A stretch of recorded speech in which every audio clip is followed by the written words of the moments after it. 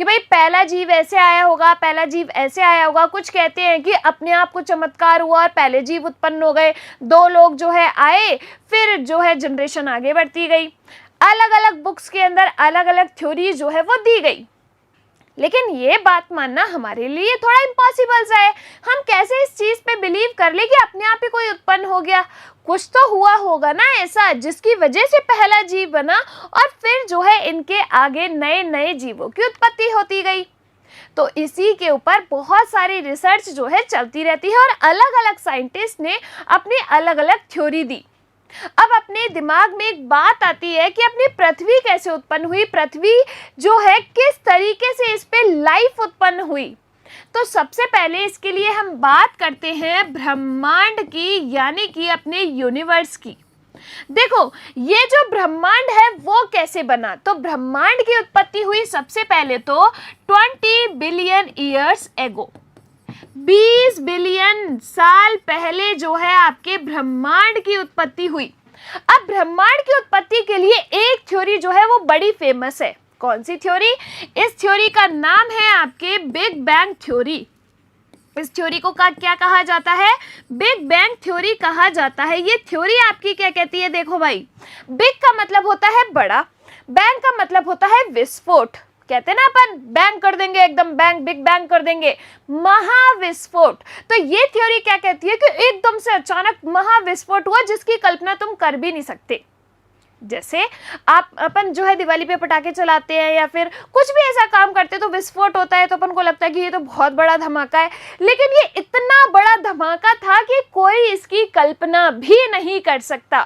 तो इस बड़े धमाके में क्या हुआ कि बहुत सारे जो मॉलिक्यूल्स है, बहुत सारे कण जो है, यानी कि पहले एक मान लो कि इतना बड़ा कोई एक मॉलिक्यूल था, जब इसमें धमाका हुआ तो ये छोटे छोटे मॉलिक्यूल्स में, छोटे छोटे कणों में क्या हो गया? विभाजित हो गया। ये जो बड़ा मॉलिक्यूल था ना, इसका टेम्परेचर बहुत ही ज्यादा था, ताप बहुत ज्यादा, और इसका दाब भी बहुत ज्यादा, प्रेशर भी बहुत ज्यादा। तो जब ये इसके अंदर विस्फोट हुआ, महाविस्फोट, तो ये जो मॉलिक्यूल्स है वो अलग अलग हो गए और इनका जो टेम्परेचर है वो थोड़ा कम हुआ, प्रेशर जो है वो थोड़ा कम हुआ, जिसकी वजह से अपना जो ब्रह्मांड है उसका विस्तार हुआ। तो उससे क्या बना? अपना यूनिवर्स बना। तो टेम्परेचर में क्या आई? थोड़ी कमी आई। तो इस तरीके से तो अपना ब्रह्मांड बन गया। अब जब ये ब्रह्मांड बना तो इसके बाद क्या हुआ? कुछ गैसेस बनी, जैसे कि आपके हीलियम और हाइड्रोजन जैसी गैसेस का निर्माण हुआ। जब हीलियम और हाइड्रोजन जैसी गैसेस का निर्माण हुआ तो निर्माण होने लगा फिर अपनी आकाश गंगाओं का, गैलेक्सीज का।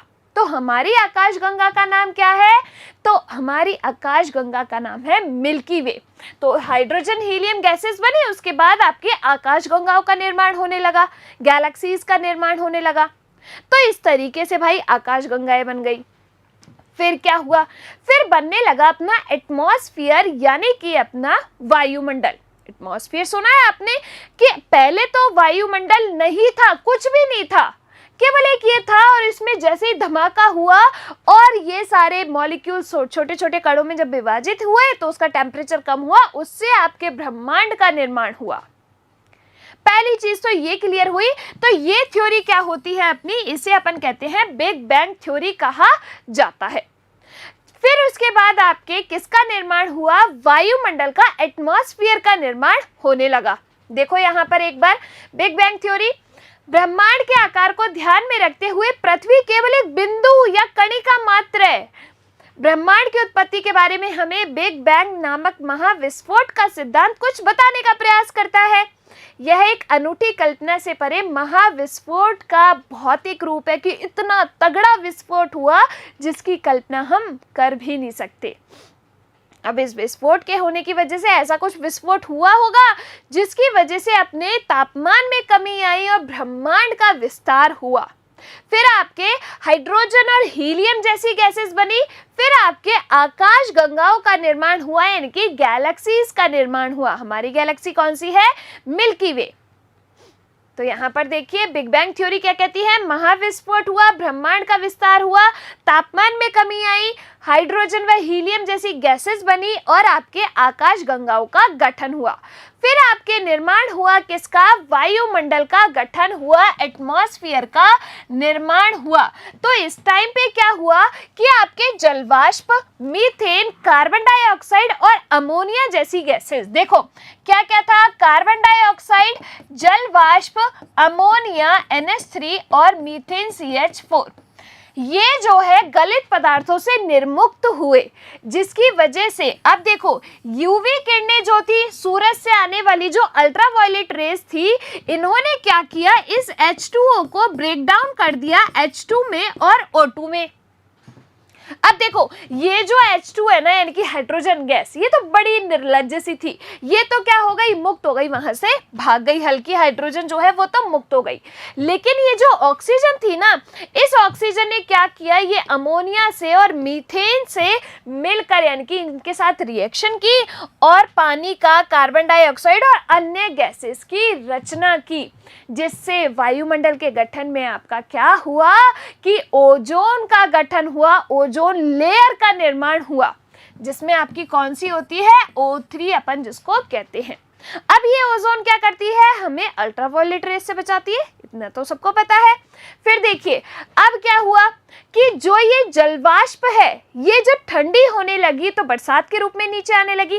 पहले ये जो पृथ्वी थी ना, वो क्या थी, समतल नहीं थी, मतलब इसमें ऐसे गड्ढे थे। तो क्या हुआ, ये जो गड्ढे थे ना, तो ये जब तापमान कम हुआ, बरसात के रूप में नीचे आने लगी जलवाष्प। जब बरसात के रूप में नीचे आई तो ये गड्ढे भर गए और इन्हीं से ही आपके किसका निर्माण हुआ, ओशियंस का, यानी कि महासागरों का निर्माण हुआ। तो अब आपको पता चला कि ओशियंस कैसे बने, आपके महासागर, समुद्र, ये कैसे बने। तो इससे क्या हुआ, महासागरों की रचना हो गई नहीं हो गई। अब देखिए, अब कुछ साइंटिस्ट कहते हैं कि इस पृथ्वी पर जीवन उत्पन्न कैसे हुआ। कुछ कहते हैं कि भाई एक स्पोर नामक स्ट्रक्चर थी, स्पोर को अपन क्या कहते हैं, बीजाणु। तो किसी और पिंड से, ऐसे उल्का पिंड या फिर कुछ भी अपन कह सकते हैं कि ऐसे स्पोर जैसी संरचना अपने पृथ्वी पर आई और उससे जीवन की उत्पत्ति हो गई, जिसे अपन क्या कहते हैं, पैनस्पर्मिया थ्योरी कहा जाता है। और अभी भी कई साइंटिस्ट यही मानते हैं कि भाई साहब ऐसे कोई स्पोर जैसी संरचना आई अपने पृथ्वी पर और इन्हीं से जीवन की उत्पत्ति हो गई। इसको कहा जाता है पैनस्पर्मिया थ्योरी। देखिए आगे यहाँ पर, पृथ्वी की उत्पत्ति के लगभग 50 करोड़ वर्ष के बाद, अर्थात लगभग 400 करोड़ वर्ष पहले जीवन जो है वो अपना प्रकट हुआ। पूर्व ग्रीक विचारकों का मानना है कि जीवन की स्पोर नामक इकाई विभिन्न या अनेक ग्रहों में स्थानांतरित हुई, पृथ्वी जिनमें से एक है। तो इस थ्योरी को अपन क्या कहते हैं, पैनस्पर्मिया थ्योरी कहा जाता है कि इस तरीके से कुछ आया, स्पोर जैसी संरचना हमारी पृथ्वी पर, और यहाँ पे जीवन जो है वो उत्पन्न हो गया। तो कुछ खगोल वैज्ञानिक पैनस्पर्मिया को अभी भी अपना मन पसंदीदा सिद्धांत मानते हैं। ये कहते हैं कि भाई ऐसे आया स्पोर और इसने जीवन को उत्पन्न कर दिया। लेकिन क्या ये बात मानने लायक है क्या? और साइंटिस्ट आए, अब सबको ऐसा ही होता है कि भाई साहब ऐसे कैसे हम मान ले, हम तो काम करेंगे और आगे काम करेंगे। तो इसके बाद पैनस्पर्मिया के बाद कुछ और थ्योरी दी गई, जिसे अपन क्या कहते हैं, स्पॉन्टेनियस जनरेशन थ्योरी कहा जाता है, स्वतः जनन सिद्धांत कहा जाता है। स्वतः जनन सिद्धांत के अकॉर्डिंग क्या होता है कि मान लो कि एक साइंटिस्ट थे, उनकी कहानी मैं आपको सुनाती हूँ। एक साइंटिस्ट थे, उन्होंने क्या किया कि लैब में काम कर रहे थे, उनको पसीना वसीना आया और उन्होंने वो अपना जो लैब कोट था वो वहीं छोड़ दिया लैब के अंदर, और वहां पर उन्होंने कोई ऐसे भूसे या चारा या कुछ रख दिया, चूहों के खाने के लिए खाना जो होता है वो रख दिया। ठीक है, अब वो खाना जब रख दिया तो उन्होंने 2-4 दिन बाद जब आके देखा तो उन्होंने क्या देखा कि उस लैब कोट के अंदर उनको चूहे नजर आए। तो उन्होंने क्या सोचा कि ये जो मेरा पसीना था ना, इससे चूहे उत्पन्न हो गए। तो उन्होंने क्या कहा कि अपने आप किसी भी कूड़े के ढेर से, किसी भी कचरे के ढेर से, या फिर किसी भूसे से, किसी कपड़े से अपने आप एक जो जीव है, लिविंग ऑर्गेनिज्म है, उसकी उत्पत्ति हो जाती है। तो इसे अपन क्या कहते हैं, स्पॉन्टेनियस जनरेशन थ्योरी, यानी कि स्वतः जनन सिद्धांत कहा जाता है। इसका मतलब क्या हुआ कि एक नॉन लिविंग चीज से एक लिविंग ऑर्गेनिज्म का निर्माण जो है वो यहाँ पर होता है। लेकिन क्या ये बात मानने लायक है क्या कि किसी निर्जीव से सजीव की उत्पत्ति हो रही है? नहीं भाई, ये तो हमारे पेट में नहीं बसती है बात तो, कि एक निर्जीव से सजीव की उत्पत्ति हो रही है। वो कह रहे हैं कि तुम कपड़े का ढेर रख दो, उससे अपने आप ही जो है रैट्स निकल आएंगे, तुम कूड़े का ढेर रख दो, उससे अपने आप ही जो है मच्छर पैदा हो जाएंगे। लेकिन किसी भी नॉन लिविंग ऑर्गेनिज्म से एक लिविंग ऑर्गेनिज्म, एक जीवित जीव की उत्पत्ति संभव नहीं है। इसी चीज को समझाने के लिए फिर आए अपने और साइंटिस्ट, जिनमें से कौन कौन से साइंटिस्ट, एक जैसे आपके रेडी थे, एक कौन थे, लुई पाश्चर थे। इन्होंने कहा कि हम तो इस चीज को नहीं मानते, स्पॉन्टेनियस जनरेशन थ्योरी को हम तो नहीं मानेंगे भाई, कि एक नॉन लिविंग चीज से लिविंग जो ऑर्गेनिज्म है वो उत्पन्न हो गया। उन्होंने क्या कहा कि हम तो मानेंगे इस चीज को कि कोई जो एक ऑर्गेनिज्म है जो उत्पन्न हो रहा है, जो जीवित है, तो लिविंग ऑर्गेनिज्म जो है वो किससे उत्पन्न हो रहा है? किसी भी प्री एग्जिस्टिंग सेल से उत्पन्न हो रहा है। यानी कि पहले से कोई एक ऐसी कोशिका है, एक ऐसा जीव है, उससे एक नया जीव उत्पन्न हो रहा है। इन्होंने इस चीज को सिद्ध करने के लिए कुछ एक्सपेरिमेंट किए। रेड्डी साहब ने पहले एक्सपेरिमेंट किया। इन्होंने क्या कहा, रेड्डी साहब ने क्या करा, कोई मीट का टुकड़ा लिया, ठीक है, ऐसे एक फ्लास्क के अंदर एक मीट का टुकड़ा ले लिया और उसको क्या कर लिया, डिकंटामिनेट कर लिया, यानी कि बिल्कुल गरम वरम कर लिया उसको। जितने भी कोई भी उसके ऊपर अगर माइक्रो ऑर्गेनिज्म, बैक्टीरिया, वायरस वगैरह कुछ था तो उनको सबको मार दिया, ठीक है। उस बीकर पे इन्होंने, उस फ्लास्क पे क्या किया, ऐसे इसकी लिड लगा दी, यानी कि इसको एकदम पैक कर दिया एयर टाइट। दूसरा इन्होंने फ्लास्क लिया, उस पे इन्होंने क्या किया कि वही इसको डिकंटामिनेट करके, यानी इसको गर्म करके बिल्कुल माइक्रो ऑर्गेनिज्म इसमें से हटा दिए सारे, और इसके ऊपर क्या लगा दी, एक पॉलीथीन लगा दी, ठीक है, इसको पॉलीथीन पैक कर दिया। और तीसरा इन्होंने कंटेनर लिया और उसमें इस मीट को रखे। इन्होंने क्या किया कि इसको ना तो ढका, ना ही पॉलीथीन लगाई, कुछ नहीं किया, और इसको एज इट इज छोड़ दिया इन्होंने, वही इसको भी डिकंटामिनेट करके छोड़ा। फिर इन्होंने क्या देखा कि भाई जो ये एकदम एयर टाइट था डब्बा, उस मीट के अंदर कोई भी इनको माइक्रो ऑर्गेनिज्म, कोई भी दूसरा जीव जो है वो नहीं दिखा। इस वाली दूसरी कंडीशन में जिस पे इन्होंने पॉलीथीन लगाई थी, तो इन्होंने क्या देखा कि इस पॉलीथीन के ऊपर छोटे छोटे जीव के अंड जो है, यानी कि एग सेल्स यहाँ पर इनको मिली। इन्होंने क्या देखा कि माइक्रो ऑर्गेनिजम्स की एग सेल यहाँ पर है, एग है, अंडे हैं। तीसरे कंडीशन में क्या देखा कि भाई साहब इस मीट के ऊपर जो खुला था, ओपन कंटेनर था एकदम, इस मीट के ऊपर जो जीव है, सूक्ष्म जीव, वो आ गए। तो इन्होंने कहा कि जब तुम कह रहे हो कि एक नॉन लिविंग सेल से, एक नॉन लिविंग चीज से कोई एक नया ऑर्गेनिज्म बन रहा है, लिविंग ऑर्गेनिज्म बन रहा है, तो मुझे बताओ कि ये नॉन लिविंग ऑर्गेनिज्म जो है, यानी कि इसमें कुछ भी नहीं है, ये जीवित नहीं है, तो फिर इस पे नया जीव क्यों नहीं आया? अगर स्पॉन्टेनियस जनरेशन को तुम मानते हो, तो स्वतः जनन के सिद्धांत को तुम मानते हो, तो इसमें भी तो उत्पत्ति होनी चाहिए थी ना। मैंने भी तो इसको रखा, लेकिन इसमें ना हो के इसमें उत्पत्ति हुई नए जीवों की। तो इन्होंने क्या कहा कि कोई चीज है, प्री एग्जिस्टिंग कोई सेल है, उसी से ही एक नया जीव जो है वो उत्पन्न हुआ है। इन्होंने ये चीज को कह दिया। फिर आपके कौन आए, फिर आए उसके बाद आपके पाश्चर साहब, लुई पाश्चर साहब।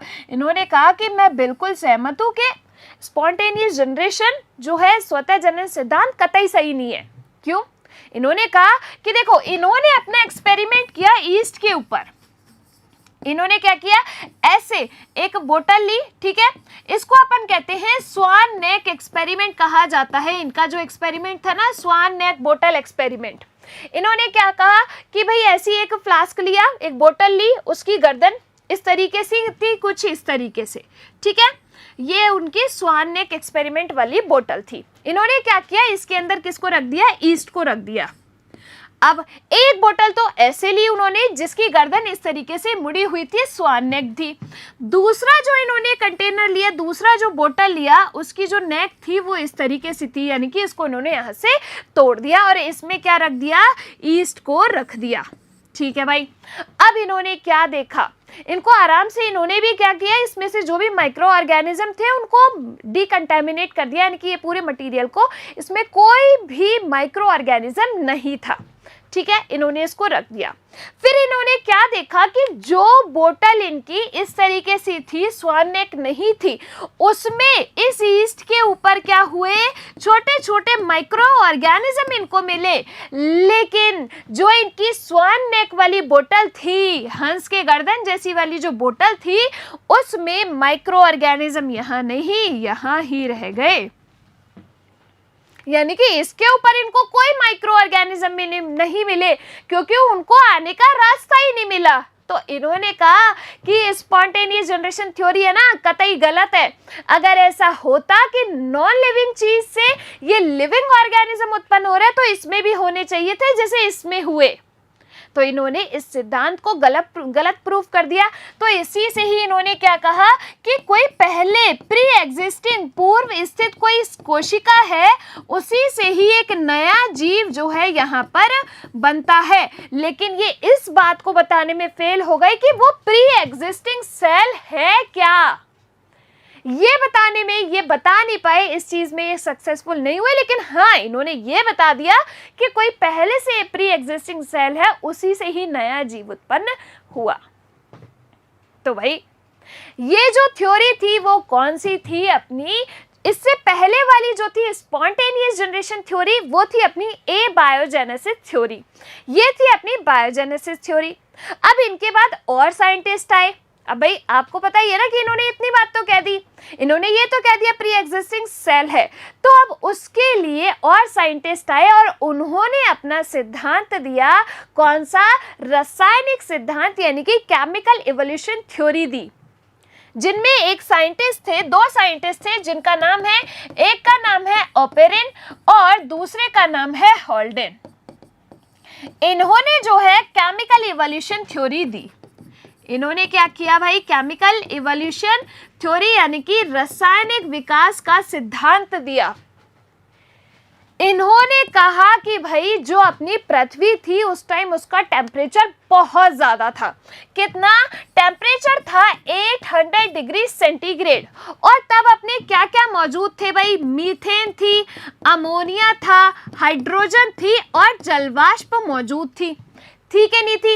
ये सारी चीजें थी। तो उन्होंने क्या कहा कि पहले जो है अकार्बनिक यानी कि इनऑर्गेनिक कंपाउंड से क्या हुआ, आपके कार्बनिक कंपाउंड बने।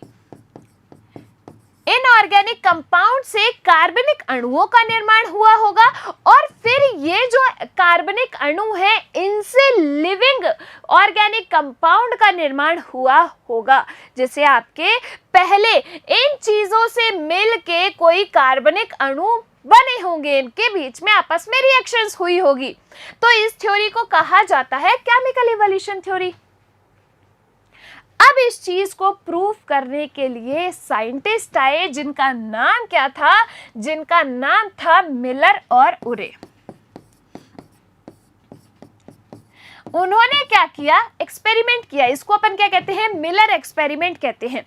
मिलर साहब ने क्या किया कि ये जो कंडीशंस थी ना, ये कंडीशन एक लैब में क्रिएट किया। आपको पता है कि आजकल लैब्स में कुछ भी हो जाता है। अपन आर्टिफिशियल तरीके से कोई भी कंडीशंस को जनरेट कर सकते हैं, इतना आपको पता है। क्योंकि अपन को पता है कि जो पादप ग्रो नहीं करते बाहर, हम उनके टिश्यूज को उठा लेते हैं और लैब में ही कल्चर करा लेते हैं। ऐसे ही इसमें क्या किया, इन मिलर साहब ने लैब के अंदर ऐसी कुछ कंडीशंस पैदा की जो उस टाइम पे थी। इन्होंने क्या किया, एक ऐसे फ्लास्क लिया, उसके अंदर कौन कौन सी भाई, ये जो अपना मीथेन है, अमोनिया है, NH3 और हाइड्रोजन, इसको इस अनुपात में लिया। किस अनुपात में? 2:1:2 के अनुपात में।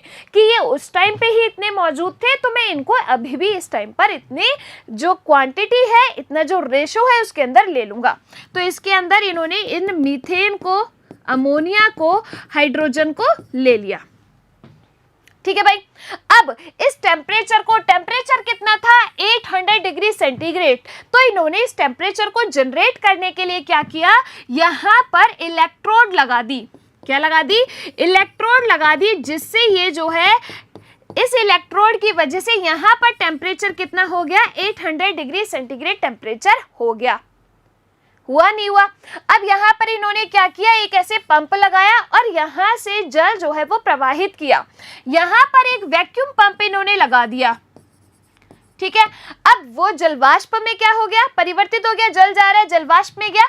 यहाँ पर इन्होंने क्या देखा, ये जो इलेक्ट्रोड लगी हुई है ना, इसमें स्पार्क जनरेट हुआ, एक क्या स्पार्क जनरेट हुआ। यहाँ पर स्पार्क जनरेट होने के बाद इन्होंने क्या किया कि यहाँ पर जो इन गैसेस प्रेजेंट थी, जो ये मॉलिक्यूल्स मौजूद थे, जैसे अपना मीथेन, अमोनिया, हाइड्रोजन, ये सारे जो मॉलिक्यूल्स यहाँ पे मौजूद थे, इन्होंने आपस में कुछ रिएक्शन की होगी। इन आपस में रिएक्शन होने के बाद जो लिक्विड आया उसको इन्होंने इस तरीके से एक कंटेनर में इकट्ठा करते गए।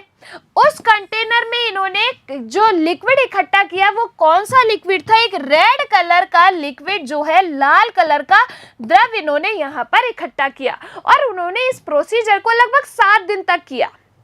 उन्होंने क्या देखा कि इस कंटेनर में जो पदार्थ आया ना, उसमें आपके अमीनो एसिड्स मौजूद थे। क्या, अमीनो एसिड्स जो है वो इसके अंदर मौजूद थे। अब अमीनो एसिड्स कौन कौन से मौजूद थे इसके अंदर, तो अमीनो एसिड आपको याद रखने हैं आग। अब अरे भाई, अब आग ऐसे नहीं है कि आग लग गई इसमें। अब आग से क्या याद रखना है, एलेनिन, एस्पार्टिक एसिड और ग्लाइसिन, ये चीजें आपको याद रखनी है। तो इन्होंने क्या देखा कि उस लिक्विड के अंदर इनको क्या मिला, अमाइनो एसिड्स मिला। क्या मिला, अमाइनो एसिड। तो इन्होंने क्या कहा कि भाई इस तरीके से जो आपके इनऑर्गेनिक कंपाउंड है उनसे ऑर्गेनिक कंपाउंड बने होंगे, यानी कि कार्बनिक अणु बने होंगे, और फिर ये जो जीवन रहित कार्बनिक अणु है इनसे कोई लाइफ बनी होगी, कोई सेल बनी होगी, कोई कोशिका बनी होगी। तो आपके देखो क्या कहा इन्होंने कि भाई देखो, पहले आपके इनऑर्गेनिक कंपाउंड बने, अकार्बनिक अणु बने। क्या भाई, अकार्बनिक अणु बने। इन अकार्बनिक अणुओं के बाद आपके ऑर्गेनिक कंपाउंड बने, यानी कि कार्बनिक अणु बने। इन कार्बनिक अणु से आपके लिविंग ऑर्गेनिक कंपाउंड बने, यानी कि जीवित ऑर्गेनिक।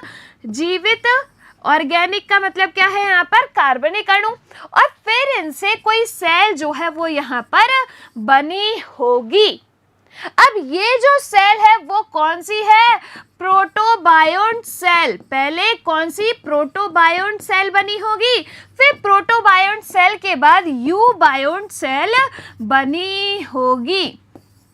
और फिर आपके क्या आए, स्वपोषी आए, यानी कि आपके ऑटोट्रॉप्स बने होंगे। ऑटोट्रॉप्स के बाद आपके हेटेरोट्रॉप्स बनेंगे, यानी कि इस तरीके से इवोल्यूशन होता गया और आपके इनऑर्गेनिक से ऑर्गेनिक कंपाउंड, फिर लिविंग ऑर्गेनिक कंपाउंड, फिर आपके क्या बने, इस तरीके से किसी सेल का निर्माण हुआ होगा। अब वो जो सेल थी ना, उसके अंदर कुछ ऐसी चीज हुई होगी, कुछ ऐसे उनके अंदर परिवर्तन आए होंगे, या उनके अंदर कोई ऐसी कैपेबिलिटीज, कुछ ऐसी एबिलिटीज आई होंगी कि उन्होंने जनन करना स्टार्ट कर दिया। उन्होंने क्या किया, जनन करना स्टार्ट कर दिया। तो जब उनके अंदर जनन हुआ, यानी कि इस बात को हम इस तरीके से मान सकते हैं कि आपके कोई एक ऐसे ऑर्गेनिज्म था, या फिर हम मान सकते हैं कोई प्रोटीन था, ठीक है। ऐसे मान लीजिए कि ये कोई प्रोटीन था वाटर के अंदर। इस प्रोटीन की बॉडी पर इस तरीके से क्या निकल आई, एक कलिका बड जो है वो निकल आई। अब ये जो कलिका है ये इससे अलग हुई और अलग होके एक नया ऑर्गेनिज्म बना लिया। अब इस चीज को अभी तक कोई नहीं बता पाया कि भाई ऐसे कैसे हुआ, इनके अंदर कैसे ये कैपेबिलिटी विकसित हुई कि इन्होंने जनन किया, या फिर अलैंगिक जनन या लैंगिक जनन। ये कैपेबिलिटी अब तक कोई नहीं बता पाया कि क्या ऐसा हुआ कि इन्होंने ये जो बर्ड का निर्माण है वो हुआ और इस बर्ड ने अलग होके एक नया ऑर्गेनिज्म बना लिया। फिर आपके प्रोकैरियोटिक सेल्स बनी, यूकैरियोटिक सेल्स बनी, इस तरीके से कोशिकाओं का निर्माण होता गया। आई कैन यही बात समझ में। तो ये जो केमिकल थ्योरी है ये कुछ प्रूफ देती है कि हाँ भाई जीवन जो है वो ऐसे उत्पन्न हुआ होगा। बाकी ये जो थ्योरी थी कि अपने आप ही इंसान जो है वो पैदा हो गया, या फिर ये थ्योरी थी कि इस तरीके की जैव विविधता जो अभी है, डाइवर्सिटी, वो पहले भी थी, ये सारी थ्योरी जो है एक्सेप्टेबल नहीं है। यहाँ पर देखिए अब एक बार कि लुई पाश्चर ने सावधानी पूर्वक प्रयोगों को करते हुए प्रदर्शित किया कि जीवन पहले से विद्यमान यानी कि किसी प्री एग्जिस्टिंग सेल से ही किसी नए जीव की उत्पत्ति होती है। इन्होंने ये एक्सपेरिमेंट किया, एक फ्लास्क के अंदर क्या लिया, ईस्ट लिया, उसको डिकंटामिनेट कर दिया, सारे माइक्रो ऑर्गेनिज्म जो थे उनको मार दिया। एक बोतल जिसमें ऐसी स्वान नेक नहीं थी, दूसरी बोतल जिसमें स्वान नेक थी। तो जो स्वान नेक वाली बोतल थी उसमें ईस्ट के ऊपर कोई भी माइक्रो ऑर्गेनिज्म उनको नहीं मिला, जबकि जो ये जिस बोतल में कुछ एंटर हो सकता था उसके अंदर इनको माइक्रो ऑर्गेनिज्म मिले। तो इन्होंने क्या कहा कि भाई पहले से कोई कोशिका है, इसकी वजह से ही ये नए जीव आए हैं। अब ये मुझे नहीं पता कि कौन सी कोशिका है, लेकिन कुछ है। उसने प्रदर्शित किया कि पहले से जीवाणु रहित किए गए फ्लास्क में मृत ईस्ट से जीव पैदा नहीं होते, जबकि दूसरे खुले फ्लास्क में मृत ईस्ट को रखने से कुछ समय बाद नए जीव की उत्पत्ति जो है वो हो जाती है। आगे देखिए यहाँ पर रूस के ऑपेरिन और इंग्लैंड के हॉल्डेन नामक वैज्ञानिकों ने इन्होंने क्या कहा कि भाई जीवन का पहला स्वरूप पूर्व विद्यमान जीवन रहित कार्बनिक अणुओं से यानी कि non living organic compound, RNA हो सकता है, प्रोटीन हो सकता है, इनसे आया हुआ हो सकता है। जीवन की वह रचना उस रासायनिक विकास के बाद घटित हुई यानी कि कोई केमिकल इवोल्यूशन इन्होंने थ्योरी दी जिससे अकार्बनिक संघटकों से विविध कार्बनिक अणु का गठन हो सका, यानी कि इनऑर्गेनिक कंपाउंड से आपके नॉन लिविंग ऑर्गेनिक कंपाउंड बने। आई कैन यही बात समझ में, कहानी समझ में आ रही है? देखा, सब अपनी अलग अलग थ्योरी देते हैं, चार लोग हैं, चार बातें तो कहेंगे ही ना, वही वाली बात है। उस समय पृथ्वी की अवस्था उच्च तापयुक्त, टेम्परेचर कितना 800 डिग्री सेंटीग्रेड, ज्वालामुखी तूफान वाली तथा वायुमंडल में मीथेन, अमोनिया आदि की कमी वाली थी। अब देखो, कमी वाली थी लेकिन थी, वायुमंडल के अंदर मीथेन था, अमोनिया था, हाइड्रोजन था, किस रेशो में? 2:1:2 के रेशो में। ठीक है, जलवाष्प भी थी H2O। अब देखो, ये क्या है आपका मिलर का एक्सपेरिमेंट है। इन्होंने क्या किया, इसके अंदर क्या ले लिया भाई, जो चीजें जो अपनी पहले कंडीशन थी पृथ्वी पर वो उन्होंने जनरेट की। क्या? मीथेन, अमोनिया, हाइड्रोजन और पानी, ये सब ले लिया इसके अंदर।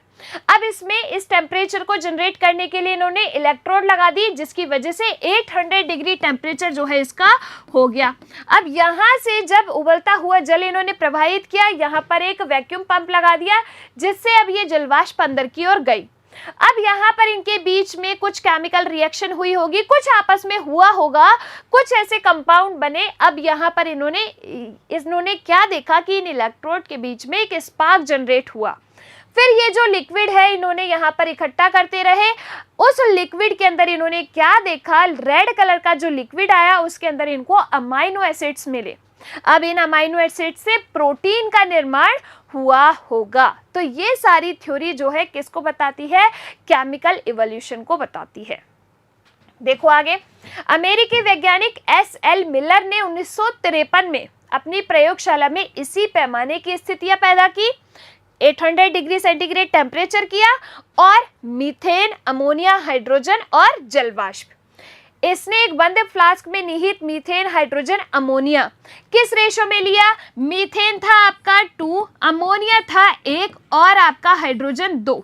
ठीक है, तो ये क्या मीथेन, ये क्या अमोनिया और ये क्या आपका हाइड्रोजन, तथा जल 800 डिग्री सेंटीग्रेड पर ताप के साथ एक विद्युत डिस्चार्ज कर देखा कि अमाइनो एसिड बनता है। और कौन से अमाइनो एसिड मिले इनको? याद रखना है, आग से। ठीक है, अपना एलेनिन, एस्पार्टिक एसिड और ग्लाइसिन जो है अमाइनो एसिड इनको मिले। अन्य लोगों को लगा कि भाई हाँ, ये तो कोई सही बात करे, तो उन्होंने भी ऐसे एक्सपेरिमेंट्स किए और उनको भी amino acids, protein, fat, carbohydrate, sugar molecules, ये सारी चीजें उन्होंने भाई पैदा की कि भाई हाँ, इनसे जो है जीवन आया होगा। अन्य लोगों ने भी ठीक इसी प्रकार के प्रयोग द्वारा शर्करा, नाइट्रोजनी क्षारक, वर्णक तथा वसा आदि प्राप्त किए। उल्काओं की अंतर वस्तुओं के विश्लेषण से प्रकट हुआ कि ठीक ऐसी ही प्रक्रियाएं अंतरिक्ष के किसी अन्य स्थान पर घटित होती रही होगी, जिससे अपना लाइफ जो है वो यहाँ पर उत्पन्न हुई होगी। अब देखिए, जीवन का प्रथम अकोशिकीय रूप 3 अरब वर्ष पूर्व पैदा हुआ होगा। वे भीमकाय अणु, आरएनए, प्रोटीन, पॉलीसेकेराइड रहे होंगे। अब भाई ये जो प्रोटीन है, ये इनके अंदर क्या हुआ, कोई जनन करने की क्षमता विकसित हुई, और जिससे मान लीजिए ये क्या है, प्रोटीन, तो इसके ऊपर एक कलिका का निर्माण हुआ और एक कलिका इससे अलग होकर एक नया जीव बना ली। तो ये कैप्सूल अपने अणुओं का जनन भी करते रहे होंगे। सर्वप्रथम कोशिकीय प्रकार के जीवन का रूप 200 करोड़ वर्ष तक प्रकट नहीं हुआ होगा, कदाचित ये एक कोशिकीय रहे होंगे, यानी कि पहले प्रोकैरियोट्स का निर्माण हुआ और फिर आपके यूकैरियोट्स बनते गए। ठीक है भाई। अब प्रोकैरियोट यूकैरियोट से पहले आपके स्वयंपोषी आए होंगे, ऑटोट्रॉफ्स आए होंगे ना, जिन्होंने क्या किया, जिनके अंदर कोई भाई हरित लवक जो है, क्लोरोफिल, ये जनरेट हुआ होगा, उनके अंदर वो था, माइटोकॉन्ड्रिया था। अब जब उनके अंदर ये चीजें थी तो ये क्या कर सकते हैं, फोटोसिंथेसिस की प्रोसेस कर सकते हैं। अब प्रकाश संश्लेषण की प्रक्रिया कर रहे हैं, तो यानी कि अब इन जो आपके ऑटोट्रॉफ थे, स्वयंपोषी थे, इनको खाने वाले कौन आ गए, विषमपोषी यानी कि हेटेरोट्रॉफ्स आ गए, वो उनको मार के खा गए। इस तरीके से जो है विकास होता हुआ रहा होगा। आगे देखिए, सभी रूप उस समय जलीय वातावरण में ही रहे होंगे। आजीवन जनन अर्थात जीवन के अजीवों से उत्पत्ति के सिद्धांत की स्वीकृति को आज बहुत बहुमत मिला है। फिर भी एक बार बन चुकने पर किस प्रकार कोशिकीय जीवन के प्रथम प्रतिनिधियों ने आज की जटिल जैव विविधता प्राप्त की। अब ये नहीं पता चला कि भाई ये जो प्रोटीन थे या फिर जल के अंदर रहने वाले जो मॉलिक्यूल्स थे, उनमें ये नए जीव को उत्पन्न करने की क्षमता कैसे विकसित हुई, ये चीज अभी तक पता नहीं चली है। तो ये थी आज की कहानी कि हमारी पृथ्वी कैसे उत्पन्न हुई, हमारी पृथ्वी पर जीवन कैसे उत्पन्न हुआ, ब्रह्मांड का निर्माण कैसे हुआ। सब साइंटिस्ट की अलग अलग थ्योरी जो है वो यहाँ पर मैंने आपको बताई। कहानी सुनने में मजा आया कि नहीं आया, कुछ समझ आया आज की क्लास में? देखिए, हमने देखा कि ब्रह्मांड का निर्माण हुआ, कैसे हुआ, इसके लिए बिग बैंग थ्योरी दी गई।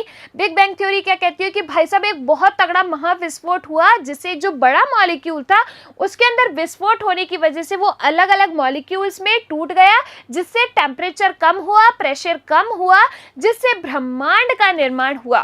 फिर आपके हाइड्रोजन, हीलियम जैसी गैसेस बनी और इन गैसेस के बनने के बाद आपके गैलेक्सीज का निर्माण हुआ। फिर आपके वायुमंडल का निर्माण होने लगा, एटमॉस्फेयर आपका बनने लगा, मीथेन, अमोनिया और ये सब जो है आपके निर्मुक्त होने लगी। अल्ट्रावायलेट रेज ने क्या किया, ये जो जलवाष्प था उसको H2O2 में तोड़ दिया, यानी कि हाइड्रोजन और ऑक्सीजन में तोड़ दिया। हाइड्रोजन तो बड़ी बेशर्म हल्की होने की वजह से मुक्त हो गई।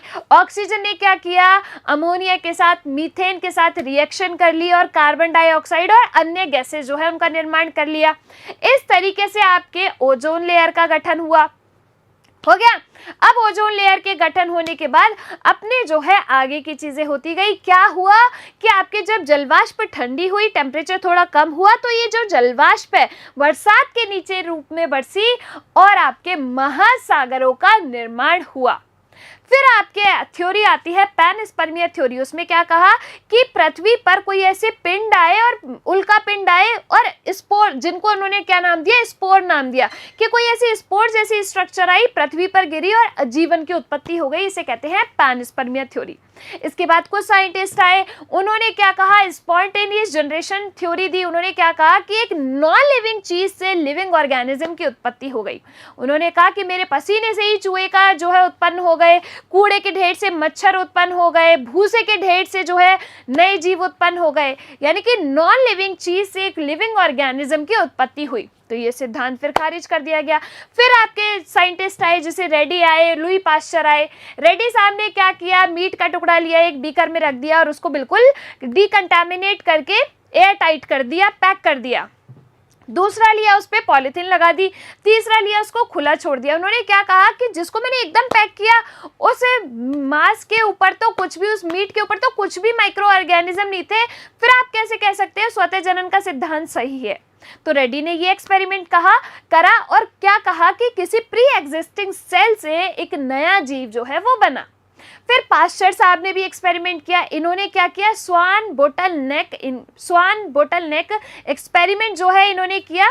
इन्होंने एक बोतल ली, उसके अंदर ईस्ट को रखा और जो स्वान नेक थी उसको एक में से काट दिया और एक में एज इट इज रहा।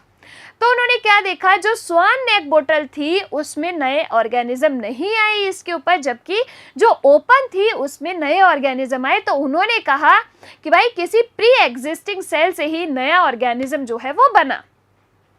फिर इसके बाद लेकिन वो ये नहीं बता पाए कि वो प्री एग्जिस्टिंग सेल क्या है। फिर आपके ऑपेरिन और हेल्डेन आए, उन्होंने कहा कि भाई किसी कार्बनिक अणु से ये नए जीव जो है वो बन रहे हैं। अब ये कार्बनिक अणु प्रोटीन हो सकते हैं, आरएनए हो सकते हैं।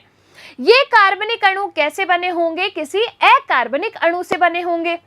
अब इस चीज को सिद्ध करने के लिए मिलर साहब ने एक एक्सपेरिमेंट किया। उन्होंने लैब के अंदर वो कंडीशंस जनरेट की। उन्होंने एक फ्लास्क लिया, उसके अंदर अमोनिया, मीथेन, हाइड्रोजन और जलवाष्प यानी कि H2O ये डाले और वो टेम्परेचर जनरेट करने के लिए उसमें इलेक्ट्रोड लगा दी, 800 डिग्री सेंटीग्रेड टेम्परेचर कर दिया। फिर उन्होंने क्या देखा कि इनके बीच में कुछ ऐसा हुआ, अकार्बनिक अणुओं से कार्बनिक अणु बने और फिर आपके लिविंग ऑर्गेनिज्म बने होंगे। इस चीज को सिद्ध करने के लिए इनके पास जो मटेरियल आया, लिक्विड आया, उसके अंदर इनको क्या मिले, अमाइनो एसिड्स मिले। फिर इन अमाइनो एसिड से भाई प्रोटीन बना होगा। फिर इन प्रोटीन के अंदर इनको कैप्सूल नाम दे दिया गया। फिर इनके अंदर जनन करने की कोई क्षमता विकसित हुई होगी और फिर आपके जो है इस तरीके से स्वपोषी बने, फिर आपके विषम पोषी बने, यानी कि इस तरीके से निर्माण होता हुआ रहा होगा कि भाई इनऑर्गेनिक कंपाउंड से आपके ऑर्गेनिक कंपाउंड आए, ऑर्गेनिक कंपाउंड से आपके प्रोटोबायोंट आए, फिर आपके यूबायोंट आए। इस तरीके से आपकी जो कोशिकाएं हैं, सेल है, वो बनी और इनके अंदर विकास हुआ और अपना जीवन जो है वो उत्पन्न हुआ और आगे बढ़ा। तो ये थी अपनी इवोल्यूशन की थ्योरी, विकास की थ्योरी, जो कि अब हम पढ़ते हैं, यानी कि प्रचलित है। अगली क्लास में मिलेंगे कि विकास के प्रमाण क्या है, इसके एविडेंसेस क्या हैं, इसके बारे में अगली क्लास में हम जानेंगे। तब तक आप लोग खुश रहिए, स्वस्थ रहिए। धन्यवाद।